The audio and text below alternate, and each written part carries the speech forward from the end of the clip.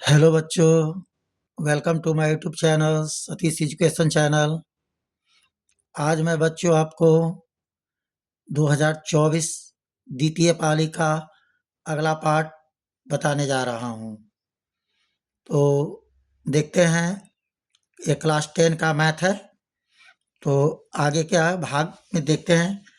Question number 6 है, किसी त्रिभुज पी क्यू आर में दो बिंदु, एक एस और एक टी, भुजाओं पी क्यू और पी आर पर, यानी पी क्यू भुजा पर एस है और पी आर भुजा पर टी बिंदु है।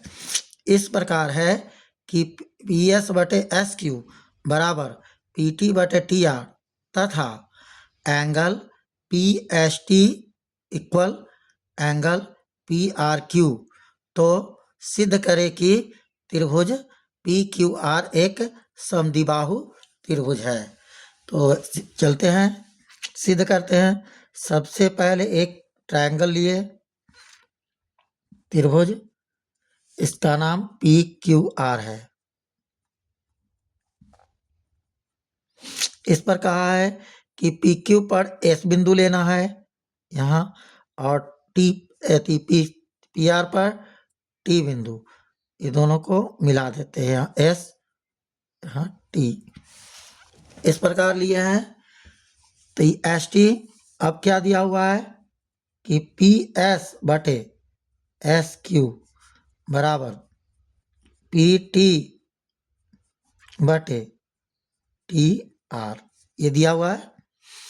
तो पी एस बटे एस क्यू ये वाला हुआ, पी टी बटे टी आर ये वाला हुआ। यानी कहने का अर्थ ये, इस त्रिभुज की ये भुजा अनुपातिक है और ये भुजा अनुपातिक है।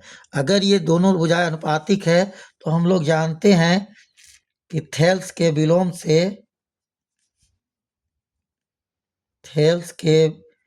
विलोम से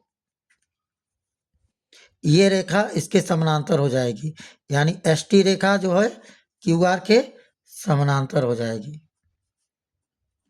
एस टी समानांतर क्यू आर। तो जब ये रेखा इसके समानांतर हो गई तो अब देखते हैं क्या होगा। ये कोण और ये कोण संगत कोण बनाएगा। समानांतर रेखा के एक ऊपर का कोण और एक नीचे का कोण, ये संगत कोण होता है, और संगत कोण आपस में बराबर होती है। तो लिखते हैं पहले इसका पी एस टी बराबर, इसका ये कोण का लिखेंगे तो पी क्यू आर, कैसे, संगत कोण से। ठीक, अब किंतु दिया गया है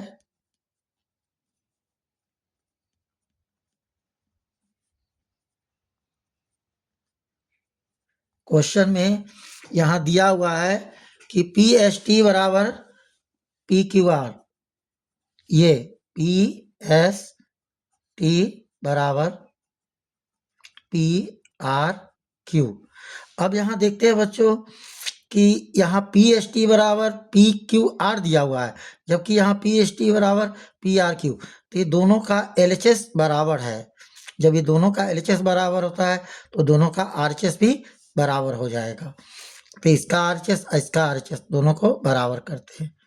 पी क्यू आर बराबर पी आर क्यू। अब देखते हैं ये दोनों कोण बराबर चुका है, तो पी क्यू आर कहने का अर्थ हुआ पी क्यू आर ये कोण, और पी आर क्यू कहने का अर्थ हुआ पी आर क्यू ये कोण। तो इस त्रिभुज का ये कोण है, इस त्रिभुज का ये कोण बराबर हो चुका है।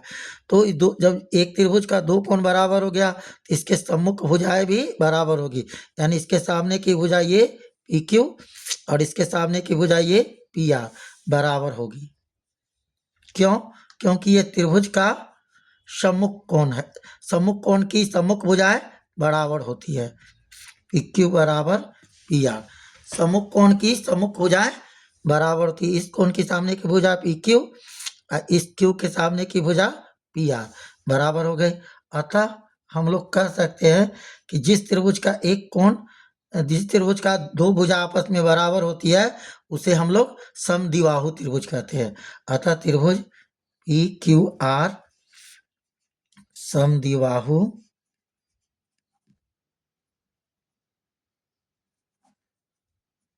त्रिभुज है। ये हमारा सिद्ध हो गया। 7 नंबर क्वेश्चन देखते हैं बच्चों। यदि बहुपद a square plus 9 x square plus 13x plus 6a का एक शून्यक दूसरे का व्युत्क्रम है, एक शून्यक दूसरे शून्यक का व्युत्क्रम है, तो a का मान क्या होगा ये बताना है। तो देखते हैं, मानते हैं पहले, माना प्रदत्त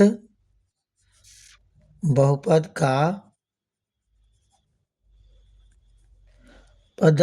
का पहला शून्यक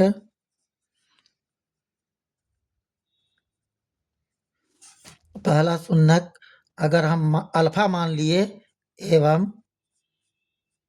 देखिए पहला शून्यक अल्फा माने तो दूसरा शून्यक क्या होगा। तो बोला है कि पहला शून्यक दूसरा शून्यक का व्युत्क्रम है, तो ये अल्फा का अगर व्युत्क्रम करेंगे तो 1/अल्फा हो जाएगा। यानी एगो अल्फा का मान शून्यक क्या होता है, एक अल्फा एक बीटा का मान। तो अल्फा का मान अगर इतना होगा तो बीटा का इतना होगा 1/a। अब चलते हैं, पहले यहाँ देखते हैं अल्फा इंटू बीटा निकालते हैं। अल्फा इंटू बीटा यानी मूलों का गुणनफल बराबर होता है अल्फा इंटू बीटा। तो अल्फा इंटू बीटा का फॉर्मूला क्या होता है, c/a। अल्फा का मान कितना है अल्फा, और दूसरा शून्यक बीटा का मान कितना है 1/अल्फा। सी का वैल्यू कितना है, तो सी का वैल्यू इसमें देखते हैं, ए का वैल्यू ये होगा, बी का वैल्यू ये और सी का वैल्यू ये। सी का वैल्यू 6a है, 6a। ए का मान कितना है, तो ए का मान ये वाला होगा a² + 9, a² + 9। इसको सॉल्व करते हैं, अल्फा से अल्फा कट गया, बचा 1। इसके नीचे कुछ नहीं है तो 1 मान लिए। 6a का 6a बटे a² + 9। क्रॉस में गुना करते 1 से इसको गुना करेंगे तो इतना ही आएगा, a² + 9। a से 6a में गुना किए तो 6a आएगा। अब सभी पदों को एक साथ करते हैं एक तरफ, तो 6a प्लस में है, बराबर का अगर इस तरफ लाएंगे तो ये प्लस में है तो माइनस में आएगा। i + 9 का 9 बराबर 0। a² का a², 6a प्लस में था तो माइनस में आ गया, i9 का 9। अब इसका बच्चों हम लोग फैक्टर करके इसका हल करेंगे। तो पहले इसका फैक्टर देखते हैं कितना का फैक्टर है। तो गुना करने पर 9a² आना चाहिए, जबकि जोड़ने पर 6a। तो ये 3 का फैक्टर है, 3 जोड़ेंगे तो 6 आएगा, और 3 में 3 से गुना करेंगे तो 9 आएगा। तो 3a - 3a का फैक्टर है। a² का a² ये है और 9 का 9 ये होगा। इसके बदले ये 3 है, इसको तोड़े। अब कॉमन करेंगे, ये दोनों पद में कॉमन करेंगे, ये दोनों पद में कॉमन करेंगे। इसमें a² यानी इसमें 2 गो है और इसमें एक a है, तो दोनों में एक a मिल रहा है, a कॉमन कर दिए। तो इसमें 2a था तो 1a कॉमन हो गया, तो 1a बचा, माइनस इसमें से a कॉमन हो जाएगा तो 3 बचेगा। 3 से दोनों को कट रहा है, 3 कॉमन करेंगे इसमें, तो 3 से 3 को डिवाइड करेंगे, 3 कट जाएगा तो a बचेगा। माइनस से प्लस को भाग दिए माइनस, 3 से 9 को भाग देंगे 3 बार में 0। ये दोनों के बदले a-3, ये दोनों ब्रैकेट वाला के बदले 1 लिखा जाता है क्योंकि ये दोनों सेम रहता है। एक बाहर वाला a-3। देखते हैं बच्चों, यहाँ संयोग से दोनों पद बराबर है, इसलिए किसी एक का भी आंसर निकालेंगे तो दूसरे का आंसर उतना ही आएगा। तो एक का आंसर निकालते हैं, a-3 बराबर 0, इसलिए a बराबर, ये माइनस में 3 है, इधर आ गया प्लस में, तो ये हमारा फाइनल आंसर हुआ। अगला क्वेश्चन देखते हैं बच्चों। किसी भिन्न के अंश के साथ एक जोड़ने पर वह 1/2 बन जाता है और हर के साथ एक जोड़ने पर वह 1/3 बन जाता है। तो इस कथन को समीकरण में लिखना है, सिर्फ समीकरण बनाना है। तो देखते हैं, पहले भिन्न को मानते हैं। माना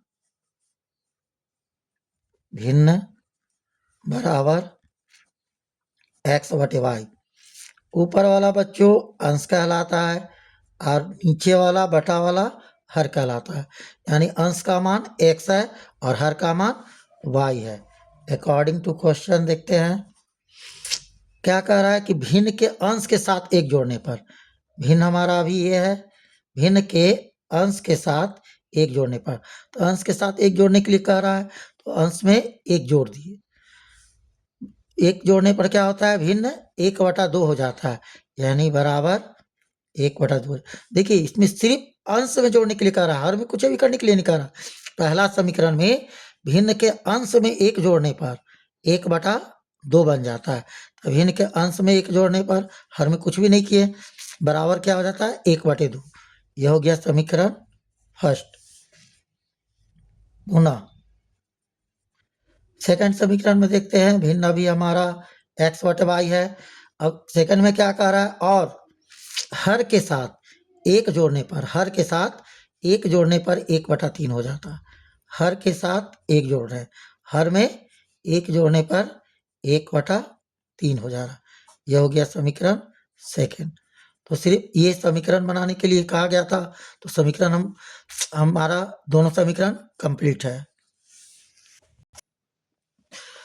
अगला क्वेश्चन देखते हैं बच्चों, यूक्लिड विभाजन एल्गोरिथ्म का प्रयोग कर 148 एवं 185 का मौसा ज्ञात करना है, यूक्लिड विभाजन की विधि से। तो सबसे पहले हमें इसे समझाने के लिए इसे सिंपल मौसा भाग विधि से कैसे निकालते हैं, पहले इसको देखते हैं। 148 185 का भाग विधि से मौसा निकालते हैं। एक बार में लगेगा 148, 15 में से 8 घटा 7, यहाँ 7 बचा, 7 में से 4 घटा 3। अब इसको लाएंगे कितने बार में, 4 बार में। 4 7 28 के 8 से 2, 4 3 12 13 14। देखिए ये पूरा कट गया, यानी मौसा कितना आया 37। अब हम यूक्लिड विभाजन विधि से इसको निकाल कर देखते हैं कि कैसे आएगा मौसा। तो यूक्लिड विभाजन विधि का फॉर्मूला है a बराबर BQ प्लस R, जहां R का वैल्यू होता है 0 से, R का वैल्यू 0 से छोटा और 0 के बराबर भी होता है, लेकिन B से छोटा होता है, यानी भाजक से छोटा होता है, इससे छोटा होगा। अब इसको हम लोग इस फार्मूला के अनुसार सेट करते हैं। A का मान क्या होता है, ध्यान दीजिए बच्चों, A का मान ये होता है, B का मान ये होता है और Q का मान ये वाला होता है, ठीक है। और जो R यहाँ शेष बचेगा वो R का मान होगा। तो A की जगह कितना है 185, पहला स्टेप में लिखते हैं A के बराबर 185 बराबर B इंटू क्यू। तो B का मान 148 है और Q का मान 1, तो B into Q plus R का मान कितना है 37। मेरा पहला समीकरण का लिखा चुका, पहला स्टेप हो गया। 185 का 148 गुने 1 और प्लस 37, यानी इसको और इसको दोनों को गुना करके इसको जोड़ देने पर ये भाज्य आ जाता है। अगला स्टेप में इसका लिखते हैं, ए का वैल्यू अब ये हो जाएगा 148 और 37 गुने 4 प्लस शेष कितना आया 0, तो 0। अब इसलिए मौसा का वैल्यू कितना आया, तो लास्ट में जिससे कटता है वही मौसा होता है। लास्ट में किससे कटा था 37 से, यानी इसका मौसा 37 हुआ। ये हमारा फाइनल आंसर है। अगला क्वेश्चन देखते हैं बच्चों, ये हमारा स्टैटिक्स से प्रश्न है, संख्याकी से। निम्नलिखित आंकड़ों का माध्य ज्ञात करना है। चर मान में दिया हुआ है 2, 4, 6, 10, 12, जबकि इसकी बारंबारता दिया हुआ है 2 की बारंबारता 3, 4 की बारंबारता 2, 6 की बारंबारता 3, 10 की बारंबारता 1 और 12 की बारंबारता 2। तो आगे निकालते हैं इसका माध्य कैसे निकलेगा। तो हम लोग जानते हैं बच्चों चर को x से इंडिकेट करते हैं, जबकि बारंबारता को छोटी f से। अगला इसका स्टेप निकालते हैं x into F, x into F, यानी x और f दोनों को आपस में गुना करके यहाँ लिखेंगे। तो 2 में 3 से गुना किए 2 तिया 6, 4 में 2 से गुना किए 4 दूनी 8, 6 में 3 से गुना किए 6 3 18, 10 में 1 से गुना किए 10 और 12 में 2 से गुना किए 12 दूनी 24। इसका टोटल जोड़ आएगा सिग्मा एक्स एफ। सिग्मा का अर्थ होता है कुल, यानी x इंटू एफ का है तो x इंटू एफ का कुल जोड़ते हैं। 6 8 14, 14 8 22, 22 4 26 के 6 हासिल 2, 2 1 3, 3 1 4, 4 2 6। अब बारंबारता वाले को जोड़ते हैं। तो बारंबारता वाला को लिखेंगे सिग्मा एफ। इसका जोड़ेंगे 3 2 5, 5 3 8, 8 1 9, 9 2 11। माध्य का फॉर्मूला लिखेंगे, माध्य बराबर होगा सिग्मा एक्स एफ बटे sigma F. Sigma x F का मान कितना है 66, 66 हो गया। और सिग्मा एफ का मान कितना है 11, 11 से इसको काटेंगे 6 बार में कटेगा। तो ये हमारा 6 फाइनल आंसर हुआ। आशा करते हैं कि बच्चों ये आप लोगों को अच्छी तरह समझ में आया होगा। अगर वीडियो अच्छा लगे तो कृपया लाइक शेयर और सब्सक्राइब जरूर करें। धन्यवाद। नेक्स्ट अगले वीडियो में मिलते हैं, तब तक जय हिंद।